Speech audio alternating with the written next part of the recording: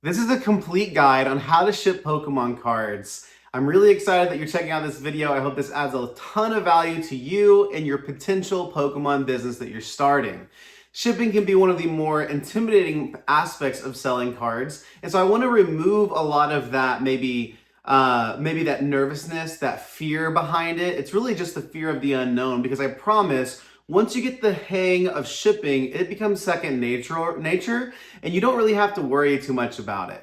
So let's go ahead and dive in. Let's give a little bit of an outline of what we're going to talk about and just how beneficial this video can really be.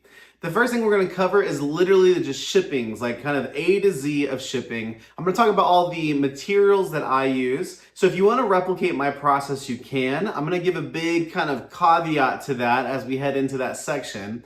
And then we're going to look at stamps, because honestly, the most expensive and the most serious part of shipping and adding sending things from point A to point B is your postage cost. It's going to be the most expensive part of it. It's also the most important part of it that you get right, because you can lose a lot of money in the postage side of things. It can make an order go from being profitable to losing money on it if you're not careful.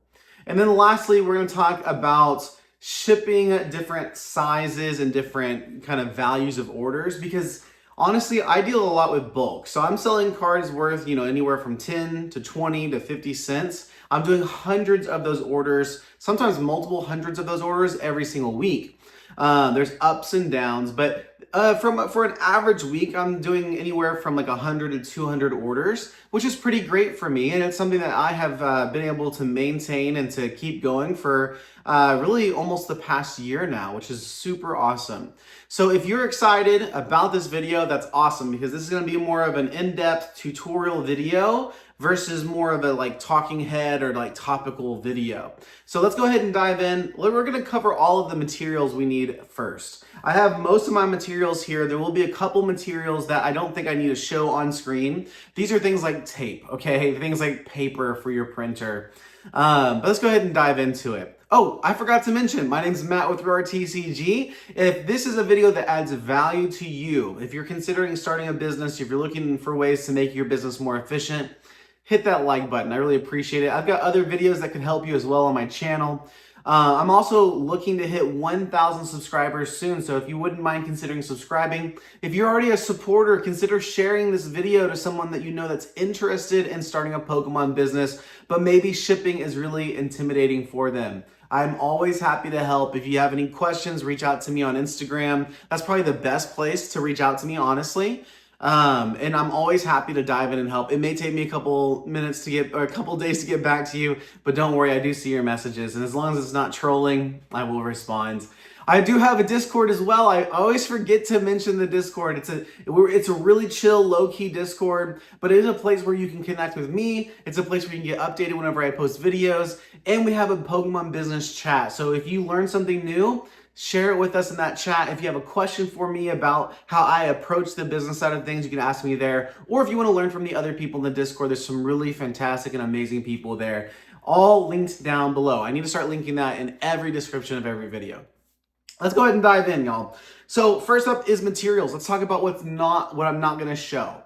Okay, so number one is tape. A lot of people love using painter's tape. I think it can be a little bit more cost efficient. But honestly, whenever I buy magic tape, just little rolls of magic tape that I have a dispenser for. When I buy that in bulk, it's like negligible what the cost is. I like the look of the magic tape better as well. It's kind of this like frosted tape. It doesn't really leave behind a lot of like fingerprints and things like that. And I just like it how it's a little bit more transparent rather than like a really blue painter's tape. So that's a personal preference thing. And this is where I'm going to add that caveat that I mentioned, is when it comes to shipping, there's 100, 1,000, a million different ways to approach this. My method of shipping may not be what you want to do, okay? Some people get really intentional with how they want they want a specific type of envelope.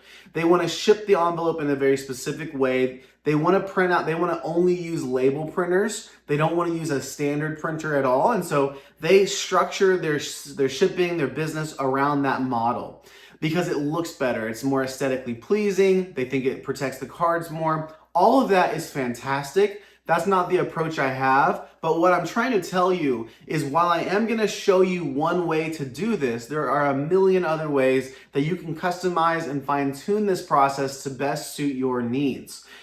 At the end of the day, the most important thing you can take away from this video is to make sure you remain profitable as a business. Nobody starts a business to lose money. And whenever you're going to niche down into bulk cards, your shipping, like managing and making your shipping as effective as possible to where you can make some money on a 15-cent card, a 20-cent card selling is where it's at, okay? These things are so stinking valuable, so stinking important that you are remaining profitable, because if you're not profitable as a business, you're not gonna stay in business for very long. And I want you to be successful, okay? Bulk isn't for everyone. We're gonna close out this video with my thoughts around whether or not selling and shipping bulk is worth it. So if you care to know my thoughts on that, definitely stick around to the end. Obviously I sell bulk, so you can kind of assume I do think it's worth it, but if you want to hear more in-depth thoughts there. So you need tape. The second thing you need is printer paper. I personally like to use, I like to download just the windowed envelope version of every single invoice, shipping, manifest kind of thing from TCG Player. That is really helpful because the printout is actually going to have like a folding line. It's going to help guide you as you kind of fold it in thirds so that the window envelope, here, let me show you right here, so that the sender's name and address and everything fits into this window here. Super convenient. I buy my envelopes, I buy everything in bulk. That's one of the most important things to drive down your costs, make sure you're profitable. But I buy these windowed envelopes off of Amazon. I buy about 1,000 at a time. And they average really quite, like, they're not super, like a penny or two a piece, like if that. So it's really, really great there. There are more effective ways. There's cheaper envelopes you can get, but these to me, they have the peel off kind of seal and everything. This is just so convenient, so efficient for me. It's really great. Just a couple cents there. This isn't gonna be super fine-tuned in the like cost analysis side of things. If you want a video like that, those are out there. The reason why I'm not doing that is because honestly, depending on where you live, what resources you have available to you, what kind of office, office suppliers are in your area. Do you have a, Costco, Sam's Club membership? All of these things are going to impact the prices that you can find things at. And like next month, the prices on these products that I'm mentioning could totally be different. Someday in the future, I may do a rehaul of this video and we may add, links down below and all that kind of stuff to it. But right now, I just want to give you a general idea of the products and items that I'm using. So I won't really talk about a ton of price analysis here. I will give a general idea of how much it costs me to ship an order. That way you have an idea, but we're getting there, we're getting there. So you need the paper to go into your windowed envelope. This is a number 10 envelope. These are what I prefer to use. And this is a good point to mention. Some people hate these envelopes. They think they look really tacky. They don't like them. So they go for a different envelope size, which is totally fine. Just know as you get more customized in your envelope sizes, a lot of times those are going to come at a little bit of a premium of cost. We're just we're talking just a couple cents here and there, maybe 5 to 10 cents on your shipping, which if you specialize in higher value cards, isn't going to be that impactful for you. However, again, if you niche down into bulk, every single penny counts, y'all. Every single penny counts. Remember, when you're buying, I'm going to talk about bulk later. Sorry, I'm getting distracted. I just love bulk. I love talking about it. So we have our envelope. I also want to take a second to talk about printers. So I have this Canon printer here. I've had this thing for years. I know printers are notorious for giving out and people don't really like the standard printer, but honestly, this is what I had on hand.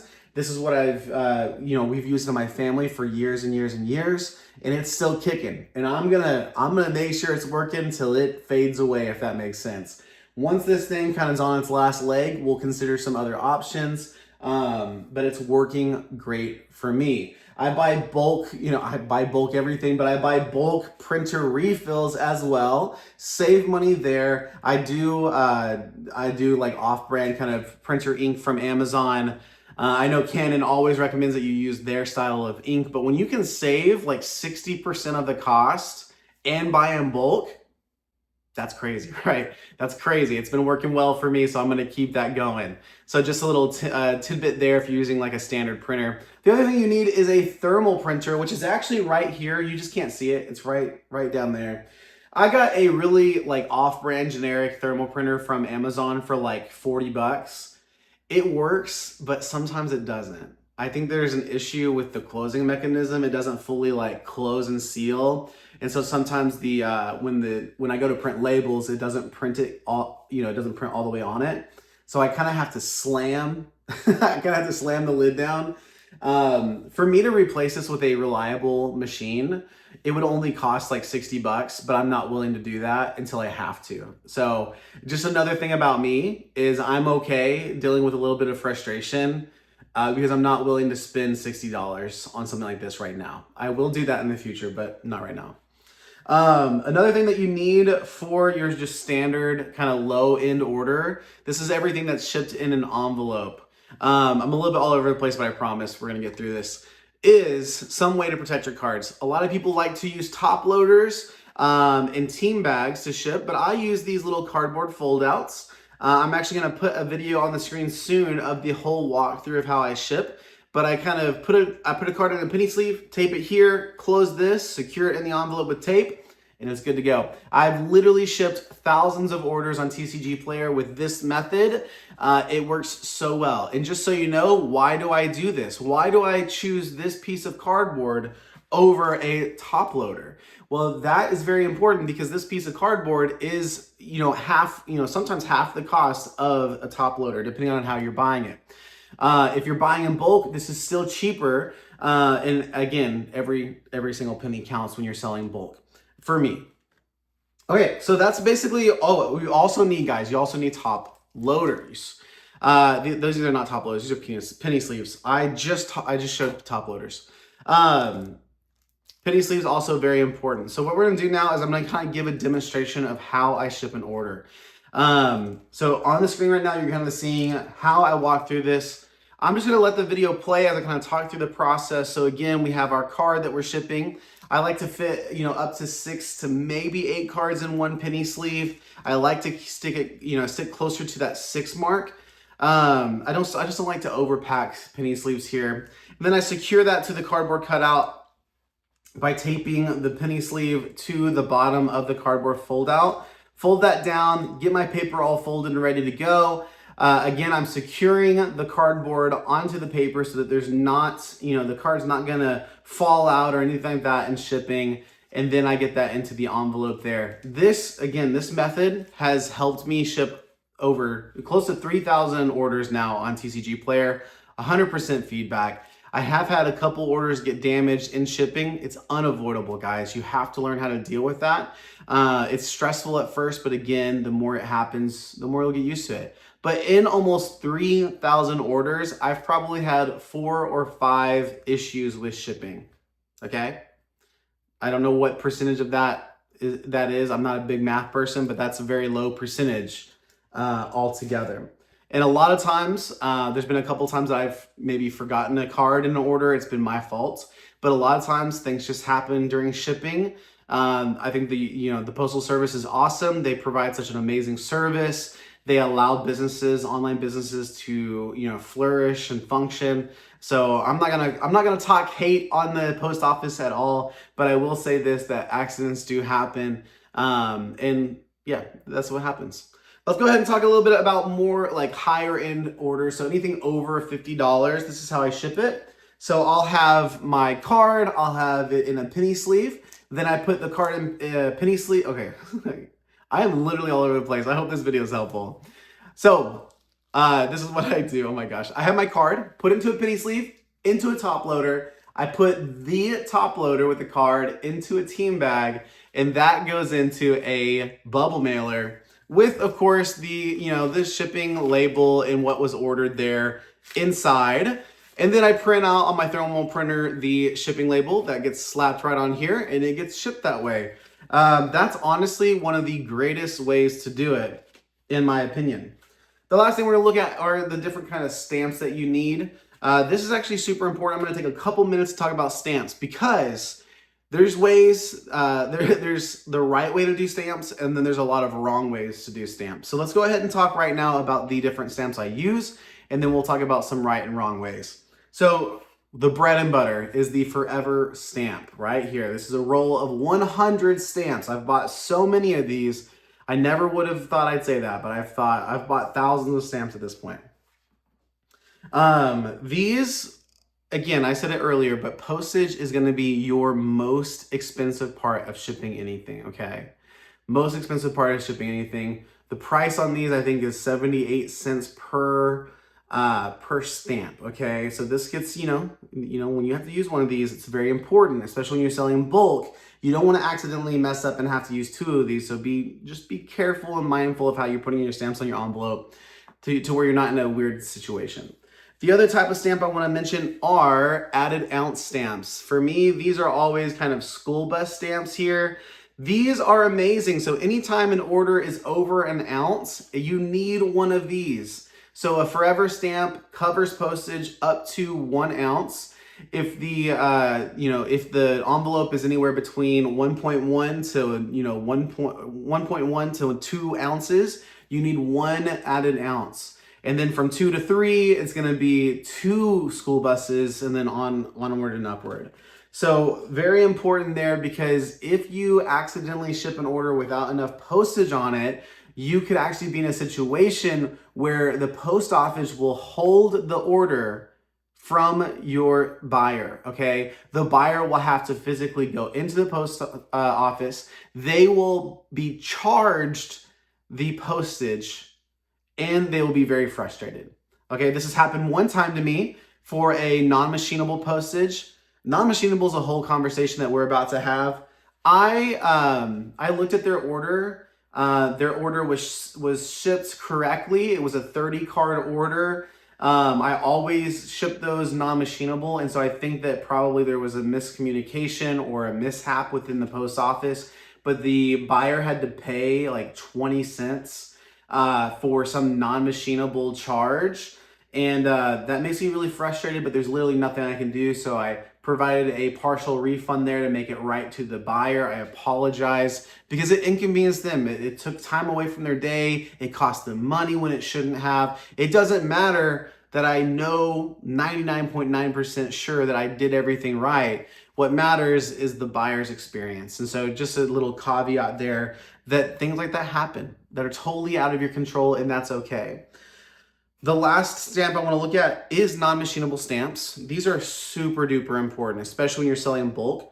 These non-machinable stamps typically are butterflies. They're pretty cool. They're expensive. They are like $1.30, $1.20 something. For these, anytime an envelope is too thick to run through the machine, you need to have a non-machinable stamp on there to make sure that the post office knows to not run that envelope through their automatic machines. So let me go ahead and go through what I do personally, which maybe I'm a little bit more conservative. So let's just talk through it, and we'll talk a little bit more. So any cards, any envelopes with up to seven cards for me, the way I ship, is just a standard Forever ounce stamp. It's just 1 stamp on the envelope, it can ship. All 7 cards get put in, into 1 penny sleeve, and it ships that way with it secured on one side of the envelope. Orders up to 14 cards are still shipped with a standard Forever stamp and then added ounce stamps depending on how much it weighs. This can still be run through the machine with 7 cards on both sides. Where I start to come into needing a non-machinable stamp is any order over 14 cards. So anytime I get 15, 16 cards, I'm going to start adding a non-machinable stamp. This process, I think there's probably some stores that are like, oh, I ship up to 20 cards with a standard stamp. That's totally cool if that's you. But for me in the post office I work with, this is what works best for us. There's been a lot of back and forth. And this is one thing you'll notice is depending on what kind of post office clerk you have and what their interpretations of their rules and regulations are, they're going to push back and tell you that certain things are non-machinable when they're actually not. So there's this little song and dance you have to kind of have. You have to be confident in yourself. You have to know what the rules are, and you have to go to them and say, hey, this is machinable because X, Y, and Z. It's in line with your rules and regulations. I need to know that you're not going to charge me additional. You're not going to fine me, or not fined, but fine.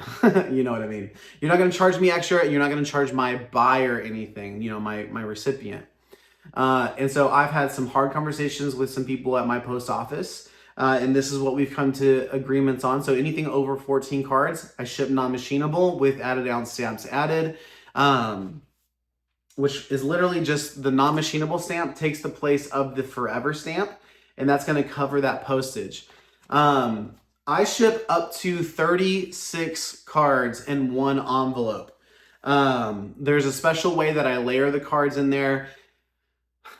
Just remember, guys, the post office is really, you know, they kind of get really strict when it comes to certain things. You just have to make sure that your envelope is, you know, I forget the actual thickness, but you'll have to look it up. It has to be a certain thickness, so it can't exceed that because it's got to fit through certain kind of, you know, mailboxes and stuff like that. So as long as it's below a certain thickness and that it's mostly uniform across, meaning that there's not like big lumps or anything in the envelope, you're pretty good to go. So I can do up to 36 cards with one envelope. If I have an order between 36 and say 70 cards, I'll typically break that out into 2 separate envelopes, and I'll label, you know, the envelopes. Here's order 1 of 2, here's order 2 of 2. That way the buyer knows to expect another envelope with cards in it. Anything over 70 cards, if it's over 70 cards but under $30, I have a very specific envelope. It's a very big kind of like portfolio envelope that I use that can like hold up to, I believe, up to about 120 cards in it. This is a really niche use case. It takes additional kinds of stamps. I developed that strategy to save money, so where I don't have to add tracking to everything. Because when you add tracking, you're locking yourself into about like a $4 to $6 shipping cost, which doesn't make sense if the order is only worth $10. So just be careful when it comes to that. I do have videos on my channel about strategies for selling bulk, and I'm going to have more coming up as well for how to make sure you remain profitable. A lot of that is just using a floor price and just trying to make sure that your pricing structure and strategy is in a place where if you do get the odd or occasional 100 card order, it's well within your range to add tracking to it and be totally comfortable. So just keep those things in mind, okay? So that's all the stamps that we have. The last thing I want to mention about non-machinable is going to be the fact that you have to take it to the counter in the post office. I have seen some YouTube videos where they say you don't have to do this. You can just write non-machinable on it and ship it as normal in your mailbox or drop it into the drop-off box. But in my experience, guys, if you just handwrite non-machinable and you drop it in the drop box, that thing is going to be thrown in with all the other envelopes and run through the machine. I take all of my non-machinables up to the post office desk, and I watch the clerk stamp it with the official non-machinable red stamp. A lot of them will stamp it twice to make sure that that's good to go. It gets separated from the other envelopes and thrown into its own pile that's then processed a different way. This is my experience though. This is the post office I work at. Your post office, you know, your mileage may vary, but this is what works best for me. And I haven't had a lot of issues with non-machinable packages that way. Honestly, it works really, really well.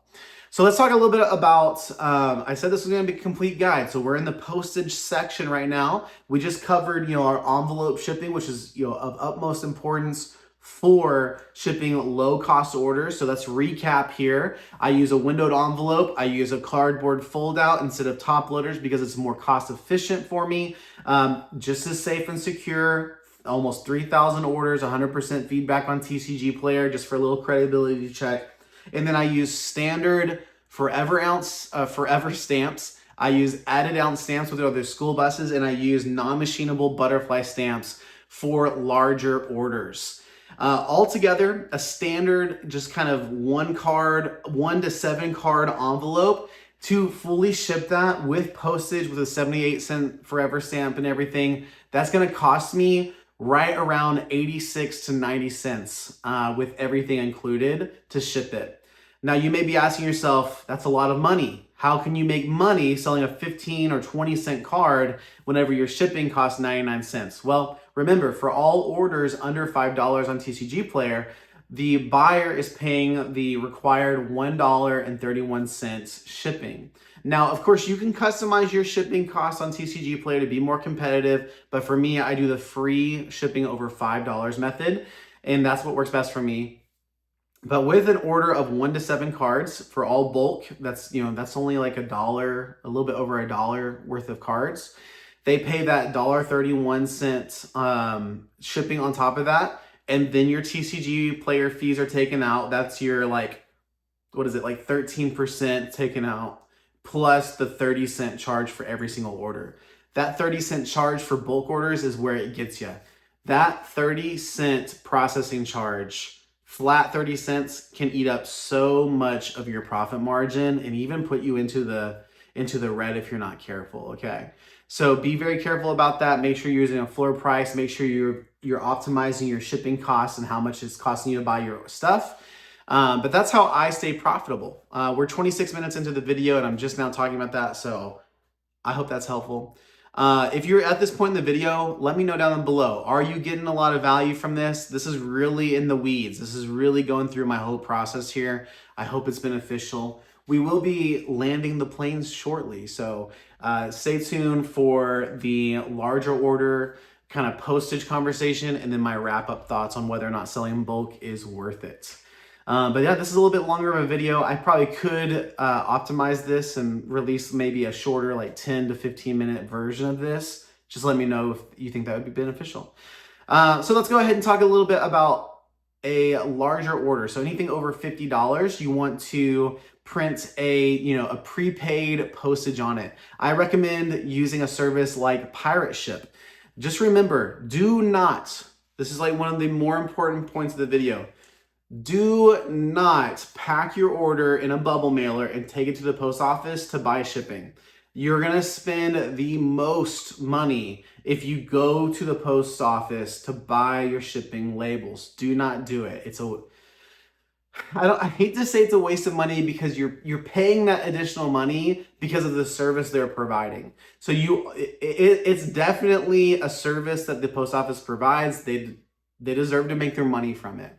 But what you need to do is buy a thermal printer at home, get some thermal labels, and then go to pirateship.com and log in, create an account, and go ahead and go through the process of learning how to set up a shipping label there. It's actually super easy. You can set up templates for the different kind of size orders you have. I personally have a template for a larger bubble mailer, the smaller bubble mailer here, which I can send like up to like 10 or so cards.